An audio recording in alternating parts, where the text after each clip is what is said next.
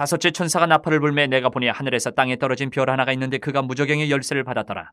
그가 무저갱을 여니 그 구멍에서 큰 화덕의 연기 같은 연기가 올라오매 해와 공기가 그 구멍의 연기로 말미암아 어두워지며 또 황충이 연기 가운데로부터 땅 위에 나오매 그들이 땅에 있는 전갈의 권세와 같은 권세를 받았더라. 그들에게 이르시되 땅에 풀이나 푸른 것이나 각종 수목은 해하지 말고 오직 이마에 하나님의 인침을 받지 아니한 사람들만 해하라 하시더라. 그러나 그들을 죽이지는 못하게 하시고 5달 동안 괴롭게만 하게 하시는데 그 괴롭게 함은 전갈이 사람을 쏠 때에 괴롭게 함과 같더라. 그날에는 사람들이 죽기를 구하여도 죽지 못하고 죽고 싶으나 죽음이 그들을 피하리로다. 황충들의 모양은 전쟁을 위하여 준비한 말들 같고 그 머리에 금 같은 관 비슷한 것을 썼으며 그 얼굴은 사람의 얼굴 같고 또 여자의 머리털 같은 머리털이 있고 그 이빨은 사자의 이빨 같으며 또 철 호심경 같은 호심경이 있고 그 날개들의 소리는 병거와 많은 말들이 전쟁터로 달려 들어가는 소리 같으며 또 전갈과 같은 꼬리와 쏘는 살이 있어 그 꼬리에는 5달 동안 사람들을 해하는 권세가 있더라. 그들에게 왕이 있으니 무저갱의 사자라. 히브리어로는 그 이름이 아바돈이요 헬라어로는 그 이름이 아볼론이더라. 첫째 화는 지나갔으나 보라 아직도 이후에 화 둘이 있으리로다. 요한계시록에 의하면 우리는 지금 하나님과 세상의 영적 전쟁 한가운데 있습니다. 나팔 전쟁, 나팔은 전쟁을 시작할 때 주로 불어요. 그 의미가 있습니다. 민수기 10장 9절에 보면 그런 글들이 있죠. 천사들이 부는 7 나팔은 영적 전쟁이 진행되고 있다라는 그 표시입니다. 그런데 이 7 나팔이 불리는 가운데 일어난 영적 전쟁은 사실상 우리가 치르는 게 아니고 하나님이 주도하시는 전쟁입니다. 마치 이스라엘을 애굽에서 하나님께서 모세를 지도자로 세워서 이끌어내실 때 이스라엘 백성은 아무것도 준비하고 나오려고 한 적이 없어요. 노예 생활하다가. 다만 하나님께서 모세를 통해서 바로를 치시고 열재앙을 내리시고 그냥 준비되지 않은 이스라엘 백성을 그냥 이끌어내신 것과도 비슷하게 보이는 거예요. 지금 이 영적 전쟁은 하나님이 사탄과 전쟁하는 거지 우리가 직접 하는 전쟁이 아닙니다. 오늘 본문 어제 우리가 새벽 예배를 드리지 않아서 8장을 보지를 않았는데요. 간단하게만 봤는데 기도회 때 앞에 4 천사들이 나팔을 불 때는 땅, 바다, 강, 하늘 이 4군데가 각각 3분의 1씩 타격을 입었어요. 각각 3분의 1씩. 첫 번째, 두 번째, 세 번째 나팔을 불 때마다. 그런데 사람들은 그 4번의 나팔을 통해서 일어난 그 재앙, 타격을 받으면서도 하나님께 회개하고 돌아오지 않을 거다라고 말씀을 하세요. 마치 애굽 왕 바로가 열재앙 가운데서 끝까지 버티고 하다가 열재앙을 그냥 전부 다 당해서 애굽이 거의 망하다시피 된 그거하고 비슷한 거예요. 나팔재앙을 당하면서도 계속 회개하지 않는다라고 말씀하세요. 이제 하나님은 오늘 본문 1절부터 6절을 보면 천사에게 무저갱을 열게 하십니다. 그래서 거기서 큰 연기 그리고 정갈과도 같이 사람을 고통하게 하는 황충들이 나오게 하세요. 일반적인 메뚜기는 풀이나 나무를 갉아먹습니다. 해야 하는 거죠.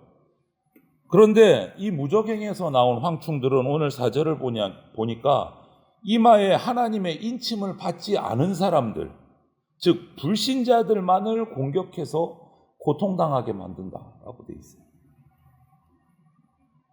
저들은 정갈이 쏘는 것 같은 고통을 당하지만 이 불신자들은 이마에 인침을 받지 않은 자들은 고통을 당하지만 죽지는 않고 5달 동안 괴로움을 겪는다라고 5절에 말씀하고 있어요. 이것은 완전히 파멸되는 게 아닙니다. 그냥 어떤 기간이 한정되어 있어서 고통을 당하게 하시는 거예요. 불신자들이. 하지만 이것이 그러면 성경에 기록된 대로 그 정한 시간 5달 동안만 고통당하면 끝나고 고통이 사라지느냐? 그 뜻이 아니에요. 6절을 보면 그 의미를 알 수 있어요. 저들에게는 오히려 죽는 것이 나을 정도의 심판의 때가 임한다라고 되어 있어요. 오히려 죽는 게 낫겠다. 이것은 하나님을 거부하고 하나님을 대적하는 자들이 최후의 심판 때 어떤 고통을 당하는가를 보여주는 장면이에요. 어떤 어떤 고통을 당하는가? 인간적인 판단으로 볼 때 당장 저 사람들이 우리보다 잘 사는 것 같고 평안한 것 같지만 그 영혼은 정갈에 쏘는 것 같은 고통을 당하고 있다라는 거예요. 지금도 여러분 사탄과 사망이 하나님의 백성들, 그리스도인들을, 교회를 위협하고 공격합니다. 하지만 하나님이 허락하지 않으시면 한 사람도 자기들이 손댈 수가 없어요. 성도의 생사가 오직 하나님의 손안에 있다라는 것을 우리가 믿고 우리의 믿음, 신앙을 포기해야 되는 그런 상황 앞에서도 우리는 포기할 것이 아니고 오히려 담대해야 됩니다. 왜? 하나님이 허락하지 않으시면 손댈 수가 없어요. 이들도 보세요. 무정에게서 나오는 황충들도 결국 이마에 하나님의 인침이 없는 자들만 5달 동안 공격하는 거예요. 우리가 신앙을 지키면서 살아가는 것이 참 힘들다, 어렵다, 손해보는 것이 많다, 이렇게 해서 성공할까, 살아갈 수 있을까, 여러 가지 상황들을 느끼고 경험할 수도 있지만 오히려 우리는 궁극적인 이 고통을 우리는 피하면서 보호받으면서 진정한 기쁨을 누리고 있다라는 것을 깨달아야 됩니다. 황충의 이 공격 가운데도 인침을 받은 자는 공격당하지 않는다. 이어서 7절부터 12절을 보면 인침이 없는 세상 사람들이 겪는 고통의 본질이 무엇인지를 나타내는 것을 보게 돼요. 더 자세하게 설명을 합니다. 전쟁을 위해서 준비된 말들, 금광 같은 관, 긴 머리털, 사자의 이빨, 호심경, 전쟁터로 달려나가는 소리, 쏘는 살, 7절부터 12절을 보면 이런 표현들이 계속 연이어 나와요. 이거 전부 다 뭡니까? 세상에서 일어나는 수많은 갈등과 전쟁을 연상하게 하는 표현들이에요. 또 이들에게는 11절 보니까 아바돈, 아볼루온이라고 불리는 왕이 있다라고 말하는데 이 이름을 해석하면 멸망, 파괴자 이런 의미가 있어요. 우리 인류 역사 가운데 나타난 수많은 영웅들, 실상은 파괴자인 경우들이 많이 있었습니다. 오히려 자기는 사람들을 평화롭게 한다고 말을 하지만 자기 욕심을 채우는 제국주의자들 많았어요. 독재자들이었어요. 그들 중에는 제국을 이루고 황제가 된 사람들도 있기는 하지만 황제의 자리에 올라도 그들은 어땠습니까? 늘 자신을 노리는 자들, 그 위협에 자기를 지키기 위해서 발버둥을 쳤어요. 이처럼 우리 인간은요, 왕관, 보좌를 차지하기 위해서 끊임없이 싸우고 전쟁하고 시기하고 질투했어요. 실제로 그들이 황제의 자리, 가장 높은 자리에 올랐다고 해서 구원받았느냐? 아니요, 한 번도 그런 적이 없어요. 더 걱정 근심에 빠져서 지냈지. 그렇기 때문에 예수님을 믿는 우리는요, 이 인간 역사에서 나온 이런 모습들을 보면서 우리가 믿는 자로서 서로 더 갖겠다, 싸우는 이 세상의 전쟁에 우리가 가담해서는 안 된다라는 거예요.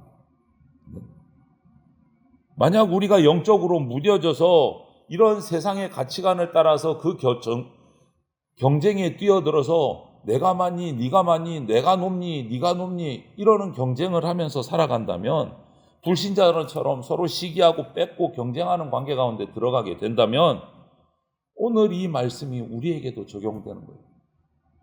정갈에 쏘이는 것과 같은 재앙을 우리가 당하게 됩니다. 피할 수가 없게 돼요. 파괴자, 아바돈, 아볼로온이란 이름으로 모습을 드러낸 사탄, 황충들의 대장에 불과합니다. 그들의 이런 공격은요, 영원하지 못해요. 하나님이 무저갱의 문을 열어놓으신 동안만 활동하는 거예요. 로마 황제가 자신의 이름을 뭐라고 불렀습니까? 아폴론이라고 붙였어요. 아폴론. 기록을 보면. 이 아폴론이 발음의 문제인데 아볼루온이에요. 아볼루온. 파괴자예요. 좋은 이름이 아니에요. 아폴론. 그들도 역시 마찬가지예요. 잠시 자기가 황제라고 힘을 쓰는 것 같았지만 결국은 사탄의 졸개에 불과한 겁니다. 여러분, 아무리 오늘날도 마찬가지 우리 주변 사람들이, 믿지 않는 자들이 더 많은 돈, 더 큰 집, 더 좋은 교육 환경, 더 좋은 권력 이런 거 차지하려고 경쟁을 하더라도 우리는 그런 싸움에 휘말리지 않아야 됩니다. 오직 하나님만을 바라고 하나님만을 예배하는 담대함을 우리가 가져야 이 전쟁의 고통에서 우리 구원받을 수 있는 거예요.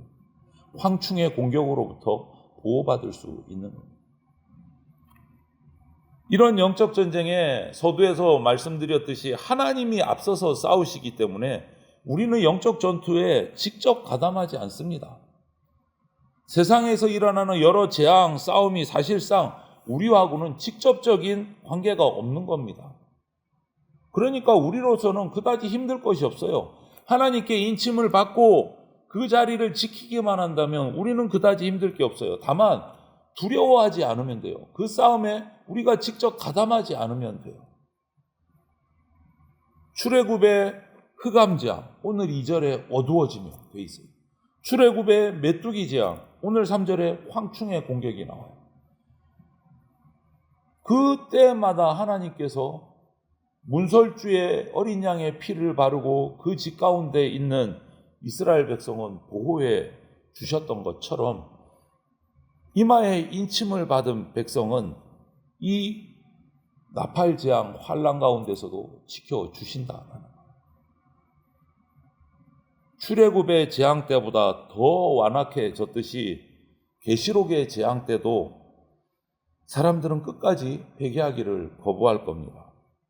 오늘날 그렇잖아요. 복음을 전해보면 복음을 덜컥 받아들이는 자보다 거의 대부분이 거부하고 오히려 입만 떼도 듣기 싫어하고 저만치 도망가 버리는 세상이 되어버렸어요.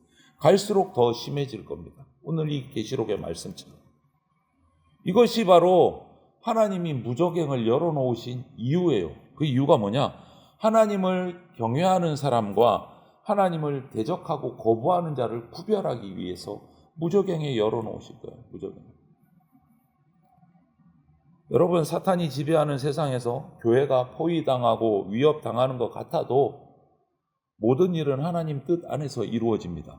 하나님이 허락하지 않으시면 우리를 공격할 수가 없습니다. 그러니 두려워하지도 말고 염려하지도 말고 하늘나라를 향한 소망의 끈도 놓지 말고 하나님의 통치 아래 엎드리시기를 바랍니다. 무엇이 나를 위협하고 내 앞을 가로막는가? 이것이 하나님을 내가 경험하는 기회다라는 믿음으로 그 끈을 놓지 않으시기를 바랍니다. 세상에서 정말 수많은 사람들이 벌이고 있는 그 경쟁을 바라보면서 이러다가 나 뒤처지는 거 아니야? 망하는 거 아니야? 이런 걱정하지 마시고 주님 한 분만으로 자족하고 만족할 때 진정한 승리를 누릴 수 있습니다. 오늘의 말씀이 꼭 그런 거예요. 하나님의 인치심을 받지 않은 자들만 공격하도록 하셨다. 오늘 하루도 주님 한 분만으로 행복하고 주님 한 분만으로 기뻐하고 감사가 넘치는 삶이 저와 여러분들에게 있기를 주님의 이름으로 축원을 드립니다. 아멘.